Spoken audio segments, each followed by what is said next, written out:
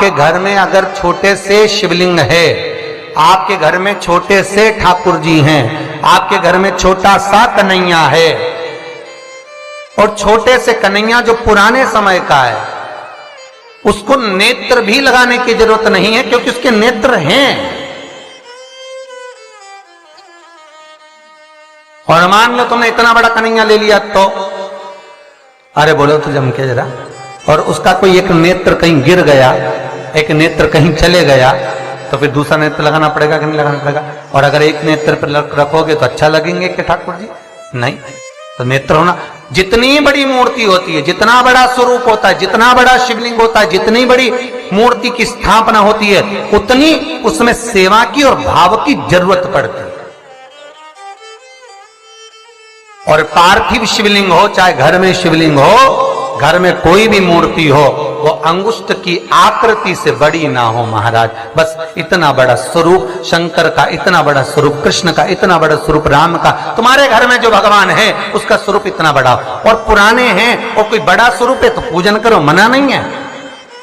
अगर पुराना स्वरूप रखा है तो उसको कहीं देकर नहीं आना आपने को, कहीं उनको ठंडा नहीं करना, उनका विसर्जन नहीं करना, रखा है आप सेवा करो। पर कोई नई पूजन अगर बढ़ा रहे हो और कोई तुमसे करे मंदिर बनाओ, इतना बड़ा शिवलिंग का निर्माण करो, तो कहते ना महाराज जी हम तो छोटा ही भला। बच्चा जितना छोटा होता है उसको खिला दो, पिला दो, झूले में पटक दो, फिर टाइम पे पहुंचो, झूले में से उठाया, फिर दूध पिलाया, फिर पटक दिया, एक छोटा सा झुनझुना पकड़ा दिया, खेलता रहा। और वही बच्चा जब बड़ा हो गया तो कहीं इधर भगे कहीं उधर भगे, बेचारी माँ आई थी शिव पुराण सुनने के लिए और बेटे ने कार्तिक पुराण सुना दिया, तो कोई सुन पा रहा?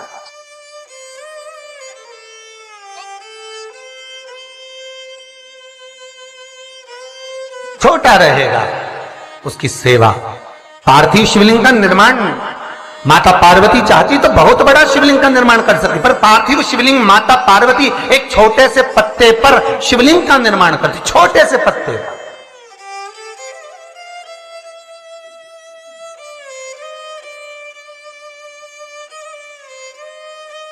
महाराज ध्यान दीजिएगा, स्कंद पुराण का एक बहुत सुंदर प्रसंग है। केल के पत्ते पर, बड़ के पत्ते पर, पीपल के पत्ते पर, बेलपत्री के पत्ते पर शिवलिंग के निर्माण का अलग अलग फल है महाराज, उसका स्मरण करिए जरा। महाराज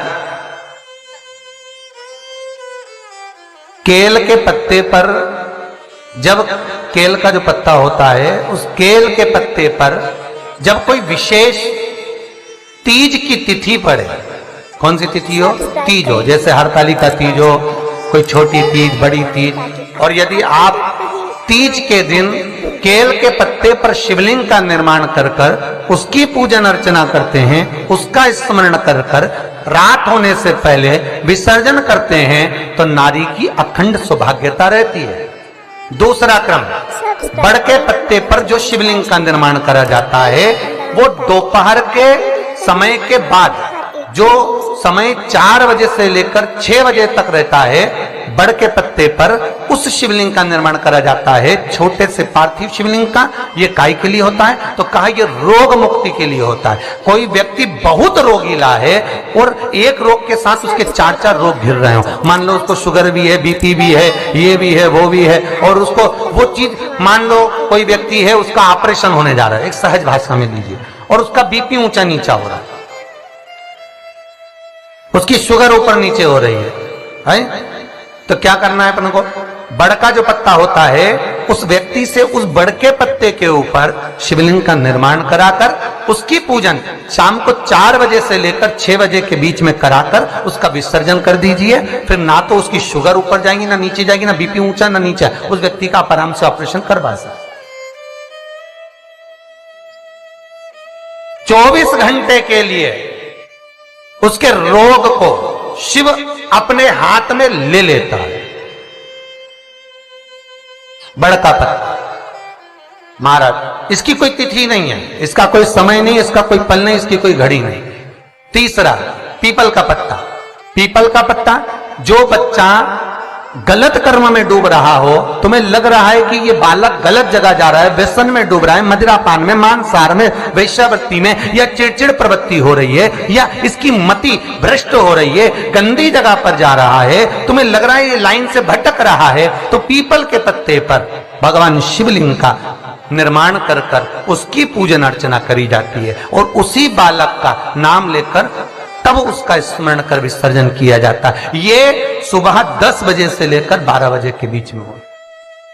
कोई भी तिथि, कोई भी दिन, कोई भी बात, कोई भी समय, कोई भी तिथि पर समय एक निश्चित है, सुबह 10 से 12।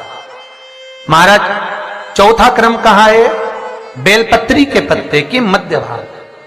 आप विचार करिएगा, बेलपत्री का पत्ता कोई इतना बड़ा तो होता नहीं, बेलपत्री का पत्ता होगा ज्यादा ज्यादा एक हथेली के बराबर होगा, और बड़ा होगा तो और ज्यादा बड़ा होगा पत्ता। तो बेलपत्री के मध्य भाग में, बेलपत्री के बीच वाले भाग में महाराज, जिसका व्यापार नहीं चलता, व्यवसाय नहीं चलता, कोई काम आज की जगह कल हो रहा है, कल की जगह परसों हो रहा है, और काम जरूरी में होना चाहिए, या व्यापार कुछ दिन चल के बंद हो गया, कोई नया लाइन पकड़ रहे हो, नया व्यापार करने जा रहे हो, नया कोई काम करने जा रहे हो, तो बेलपत्री के मध्य भाग पर शिवलिंग का निर्माण करा जाता है। अब विचार करिएगा, जब बेलपत्री का मध्य भाग कितना बड़ा होगा, और उस पर शिवलिंग बनाना, तो एक छोटा सा शिवलिंग का निर्माण।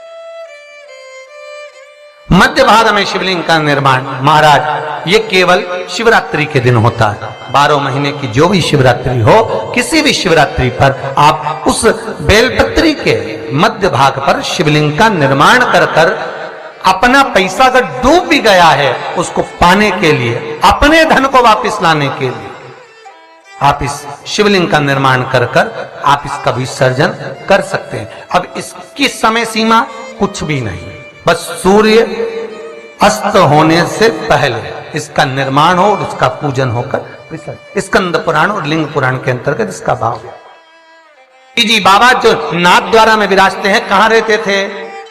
अरे बोलो जम के, गोवर्धन, जतिपुरा।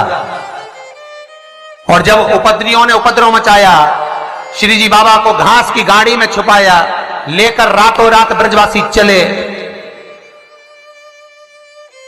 कहां जाएं, मार्ग भटक गए, वापिस आ गए उसी जतिपुरा में। तब भगवान को लगा, श्रीनाथ जी को लगा, ठाकुर को लगा, अगर मेरे ही स्वरूप को ये तोड़ देंगे तो भक्ति स्फुटित कैसे होगी, भक्ति का प्रचार कैसे होगा? तो श्री जी बाबा ने महादेव को याद करा। शंकर भगवान एक ब्रजवासी का रूप लेकर आ गए, जिनका नाम था बूढ़ा महादेव। आज भी नाथ द्वारा में सारे ब्रजवासियों के साथ में भगवान घास की बैलगाड़ी के आगे शंकर भगवान बूढ़ा महादेव बनकर एक मसाल हाथ में लेकर, एक डंडे को हाथ में टिकाकर, और मेरे शंकर आगे आगे बैलगाड़ी के चलते रहे और ब्रजवासी सब पीछे पीछे चलते रहे। सारे ब्रजवासी जो साथ में जाने वाले वो पीछे पीछे सब दूर घूम लिए।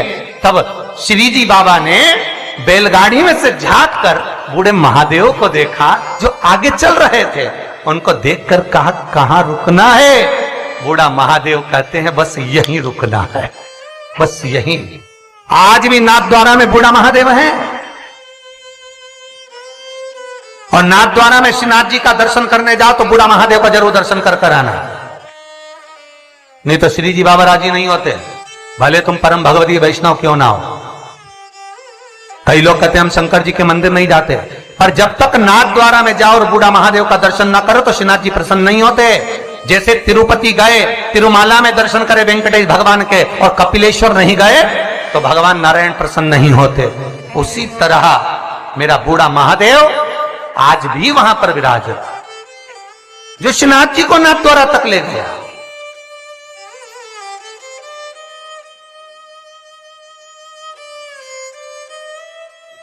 अब कई वैष्णव कहते हैं हम श्रीनाथ जी वाले, हम ठाकुर जी को, हम शंकर जी के, तो शंकर जी तो लेके नाथ द्वारा गए। बाबा स्वयं आगे मसाल जला के ले जा रहे, चलो।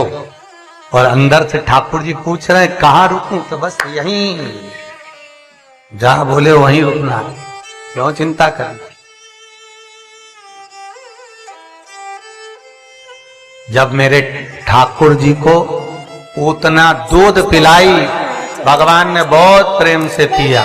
और जब भगवान को विष देने लगी तो ठाकुर जी को जैसे ही मुख में दूध की जगह विष दिया, ठाकुर जी ने नेत्र बंद कर लिए। कई कथाकारों ने कहा भगवान नेत्र इसलिए बंद कर रहे हैं कि उसको पूतना को पहचान रहा है। तो सब भगवान को पहचानने की क्या जरूरत थी? भगवान जानते थे ये रत्नमाला है, राजा बलि के दरवाजे पे मिली थी। पर भगवान ने नेत्र क्यों बंद करा था?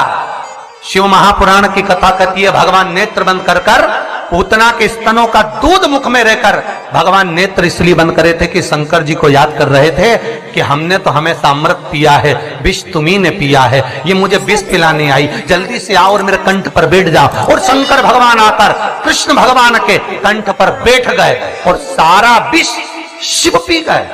जब शंकर भगवान विष पी गए, शंकर भगवान को चक्कर आ गए। जो चक्कर आए तो शंकर भगवान चक्कर खाकर नीचे गिर गए। ठाकुर जी ने चरण का प्रहार करा, मानसी गंगा को प्रकट करा और गंगा का जल शंकर भगवान पर छीटा तो शिव जी का नाम चकलेश्वर महादेव पड़ गया, जो आज भी मानसी गंगा के नजदीक में। आज भी गोवर्धन नाथ जी की परिक्रमा करे, ब्रज 84 कोस की परिक्रमा करे तो चकलेश्वर जाना जरूरी है।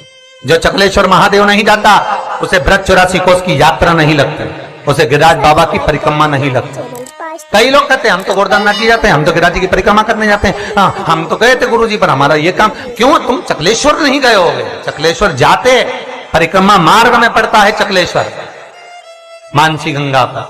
एक बार चकलेश्वर का दर्शन करते और फिर गोवर्धन नाथ जी से कहते तो बाबा सुनते, क्योंकि उनकी जल्दी सुनी।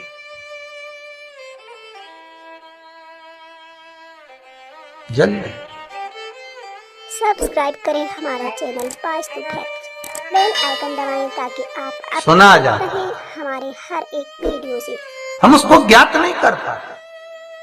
हम कई लोगों ने भगवान को बांट दिया, साहब ये राम वाला, ये कृष्ण वाला, ये ठाकुर जी वाला, ये शंकर जी वाला, पर देवता कभी नहीं बटे।